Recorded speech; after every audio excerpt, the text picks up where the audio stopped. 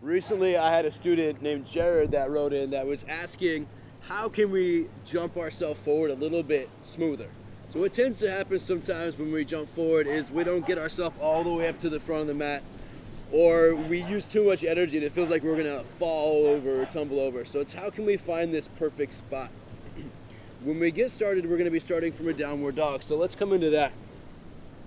So from downward facing dog, arms are straight, legs are straight, butt pulls up, chest pulls back.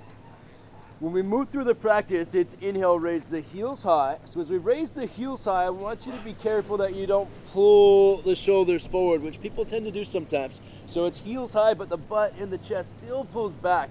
We bend the knees so the chest pulls closer back towards the thighs, and we're kind of tucked in a little bit of a ball here. We maintain this as we spring ourselves forward. And sometimes it's going to take some practice to figure out how much of a velocity or how much of a force you're going to have to use to bring yourself forward. So again, trying this again. Again, it's heels high, chest still pulls back. Bend the knees, chest back towards the thighs. Chest stays towards the thighs as we spring forward.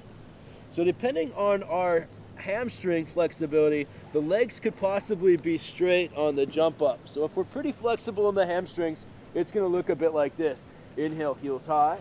Exhale, bend the knees as you jump forward. Legs stay straight the entire time as you gently land. It's a press through the hands, legs stay straight. Again, it's going to be taking quite a bit of hamstring flexibility in order to do that second one. Okay, but usually from the get-go, we're going to be starting and kind of keeping ourselves in that tight little ball with the bent knees, and then straightening out the legs once you're towards the front of the mat. So give that a try a little bit. Again, important things to keep in mind. Arms stay straight the entire time. Do a few practice hops at first to just kind of figure out how much push or how much volume you're going to have to accelerate there so you don't flip yourself over. And have a good time doing it. Have some fun out there. For more tutorials, subscribe below.